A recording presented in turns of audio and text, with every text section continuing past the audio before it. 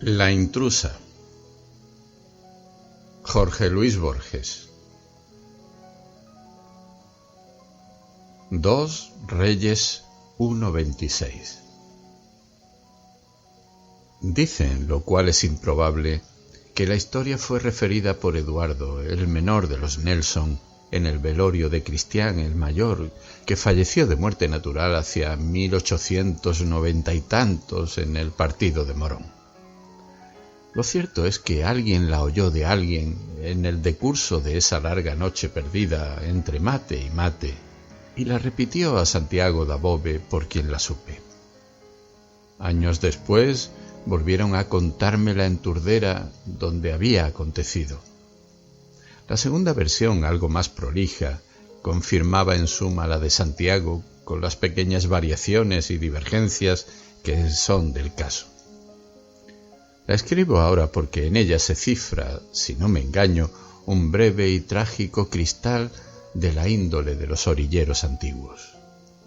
Lo haré con probidad, pero ya preveo que cederé a la tentación literaria de acentuar o agregar algún pormenor.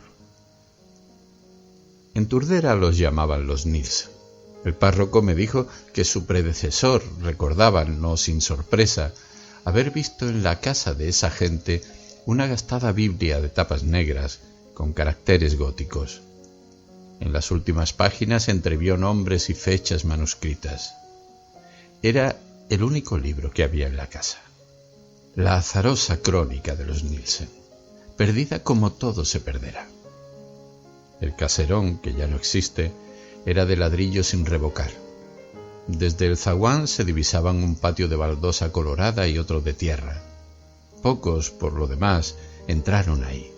Los Nilsen defendían su soledad. En las habitaciones desmanteladas dormían en catres. Sus lujos eran el caballo, el apero, la daga de hoja corta, el atuendo rumboso de los sábados y el alcohol pendenciero. Sé que eran altos, de melena rojiza. Dinamarca o Irlanda, de las que nunca oirían hablar, andaban por la sangre de esos dos criollos. El barrio los temía a los colorados. No es imposible que debieran alguna muerte. Hombro a hombro pelearon una vez a la policía.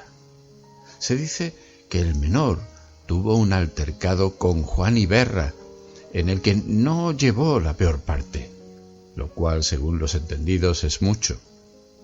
Fueron troperos, cuarteadores, cuatreros y alguna vez tahúres. Tenían fama de avaros, salvo cuando la bebida y el juego los volvían generosos. De sus deudos nada se sabe ni de dónde vinieron. Eran dueños de una carreta y una yunta de bueyes. Físicamente diferían del compadraje que dio su apodo forajido a la Costa Brava. Esto, y lo que ignoramos, ayuda a comprender lo unidos que fueron. Malquistarse con uno era contar con dos enemigos. Los Nilsen eran calaveras, pero sus episodios amorosos habían sido hasta entonces de zaguán o de casa mala. No faltaron, pues, comentarios cuando Cristián llevó a vivir con él a Juliana Burgos. Es verdad que ganaba así una sirvienta, pero no es menos cierto que la colmó de horrendas baratijas y que la lucía en las fiestas. En las pobres fiestas de conventillo donde la quebrada y el corte estaban prohibidos y donde se bailaba todavía con mucha luz. Juliana era de tez morena y de ojos rasgados. Bastaba que alguien la mirara para que se sonriera. En un barrio modesto donde el trabajo y el descuido gastan a las mujeres, no era mal parecida. Eduardo los acompañaba al principio. Después emprendió un viaje a Arrecifes por no sé qué negocio. A su vuelta llevó a la casa a una muchacha que había levantado por el camino y a los pocos días la echó. Se hizo masosco. Se emborrachaba solo en el almacén y no se daba con nadie. Estaba enamorado de la mujer de Cristián.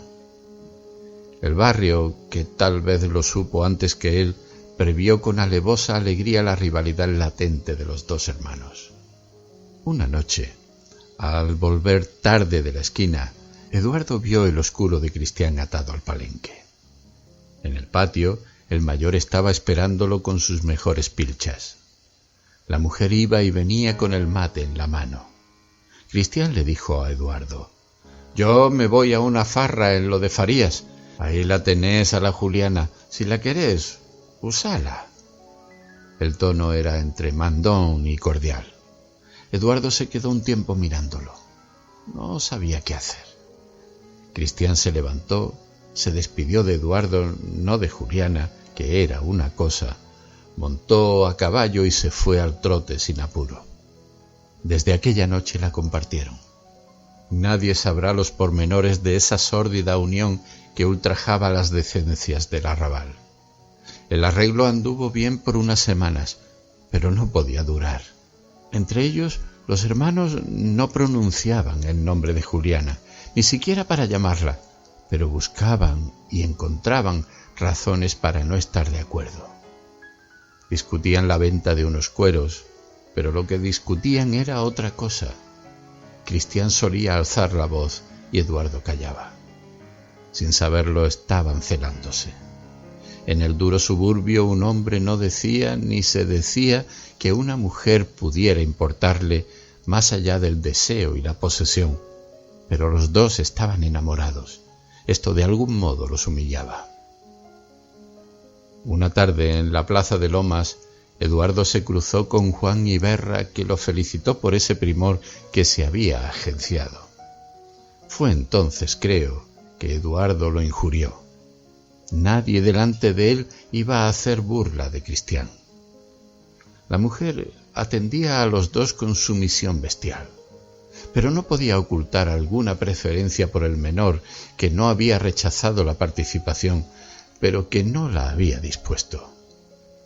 Un día le mandaron a la Juliana que sacara 2 sillas al primer patio y que no apareciera por ahí porque tenían que hablar. Ella esperaba un diálogo largo y se acostó a dormir la siesta, pero al rato la recordaron. Le hicieron llenar una bolsa con todo lo que tenía, sin olvidar el rosario de vidrio y la crucecita que le había dejado su madre. Sin explicar nada, la subieron a la carreta y emprendieron un silencioso y tedioso viaje. Había llovido, los caminos estaban muy pesados y serían las 3 de la mañana cuando llegaron a Morón. Ahí la vendieron a la patrona del prostíbulo. El trato ya estaba hecho.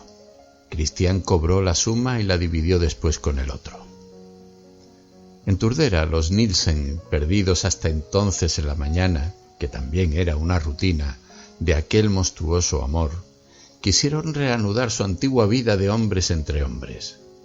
Volvieron a las trucadas, al reñidero, a las juergas casuales. ¿Acaso alguna vez se creyeron salvados?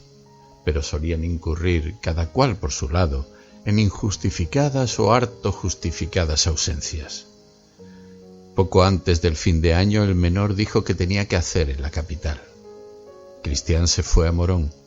En el palenque de la casa que sabemos, reconoció al overo de Eduardo. Entró. Adentro estaba el otro esperando turno. Parece que Cristián le dijo: «De seguir así, los vamos a cansar a los pingos. Más vale que la tengamos a mano». Habló con la patrona, sacó unas monedas del tirador y se la llevaron. La Juliana iba con Cristián. Eduardo espoleó al overo para no verlos. Volvieron a lo que ya se ha dicho. La infame solución había fracasado. Los dos habían cedido a la tentación de hacer trampa. Caín andaba por ahí, pero el cariño entre los Nielsen era muy grande. Quién sabe qué rigores y qué peligros habían compartido. Y prefirieron desahogar su exasperación con ajenos, con un desconocido, con los perros, con la Juliana que había traído la discordia. El mes de marzo estaba por concluir y el calor no cejaba. Un domingo, los domingos la gente suele recogerse temprano, Eduardo, que volvía del almacén, vio que Cristián uncía los bueyes. Cristián le dijo: «Vení, tenemos que dejar unos cueros en lo del Pardo». Ya los cargué. Aprovechemos la fresca. El comercio del Pardo quedaba, creo, más al sur. Tomaron por el camino de las tropas, después por un desvío. El campo iba agrandándose con la noche. Orillaron un pajonal.